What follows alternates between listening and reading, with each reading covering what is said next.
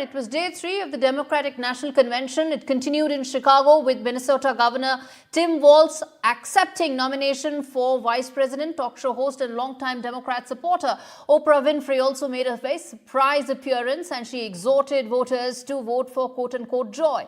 Former President Bill Clinton also took to stage and introduced Americans to Tim Walz. There was also Nancy Pelosi, former U.S. House Speaker, pitching in for Kamala Harris. And one of the biggest themes one saw in the campaign this time around is that while at the DNC, Trump was being trashed, but his supporters were not. And that was a big departure from 2016 when Hillary Clinton had called Trump supporters everything from racist to xenophobic. She'd even called them a basket of deplorables. So clearly the Democrats have learned their lessons this time around. That's been the theme in the convention so far. And take a look at this report that takes you through all that happened on the third day of the convention.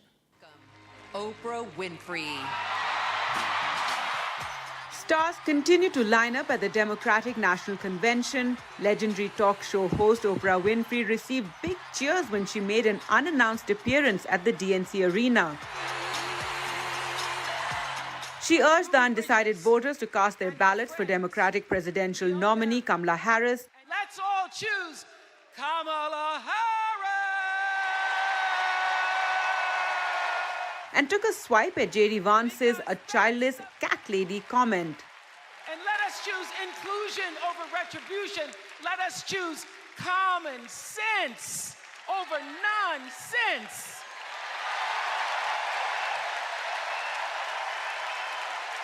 Because that's the best of America. And let us choose the sweet promise of tomorrow over the bitter return to yesterday. We won't go back. We won't be set back, pushed back, bullied back, kicked back. We're not going back.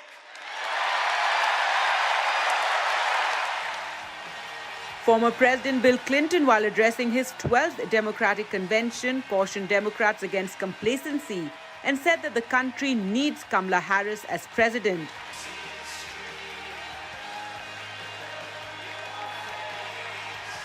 Reading off written notes, the 78-year-old even took a jibe at Donald Trump by saying that he is still younger than the Republican presidential nominee. So in 2024, we got a pretty clear choice, it seems to me.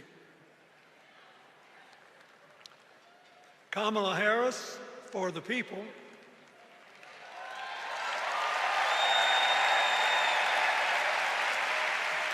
and the other guy who's proved even more than the first go-around that he's about me, myself, and I know which one I like better for our country. Other than the big speeches and exciting performances by music icons such as Stevie Wonder, the crowd was witness to something poignant as the parents of a U.S. citizen held hostage by Hamas got on stage.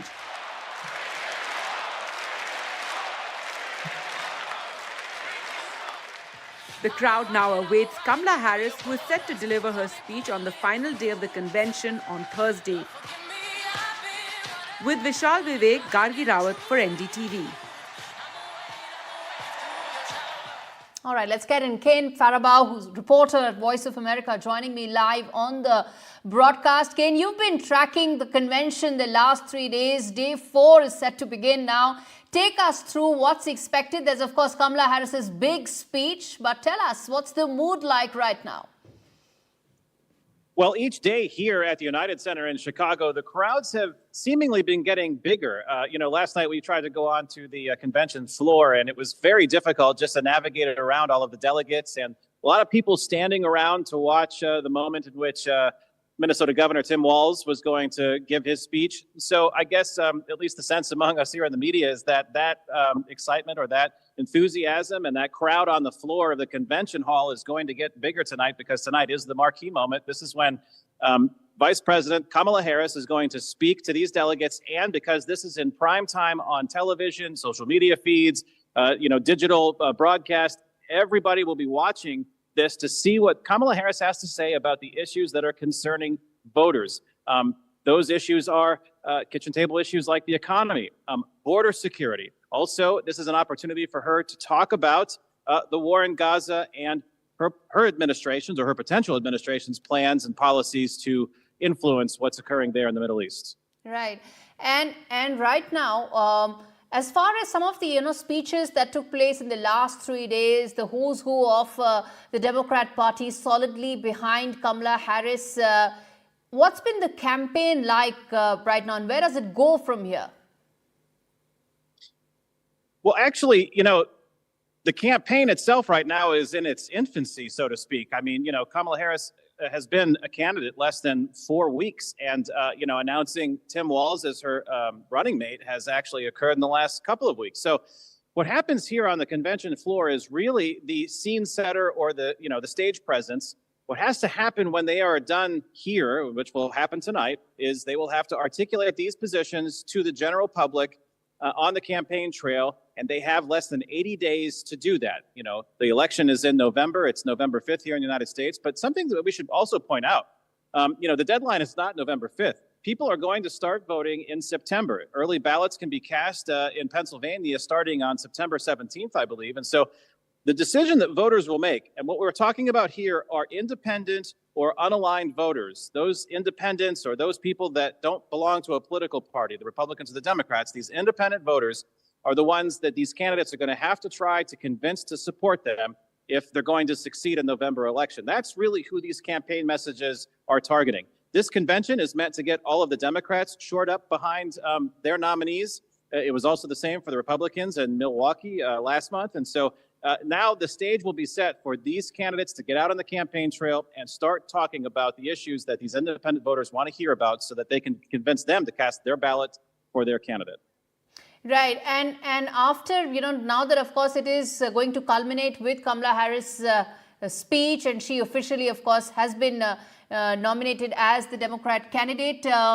What could be lined up for this, along with it? Any other, there was the surprise appearance of Oprah Winfrey. Any other surprises lined up for the final day? Well, I mean, I think that we've all heard that the performing artist Pink, she is going to perform tonight. Also, there's some interesting speakers tonight. Republican Congressman, who is now out of Congress, Adam Kinzinger, who was on the January 6th committee. He was also somebody vocally opposed to President Trump. He voted for President Trump's impeachment.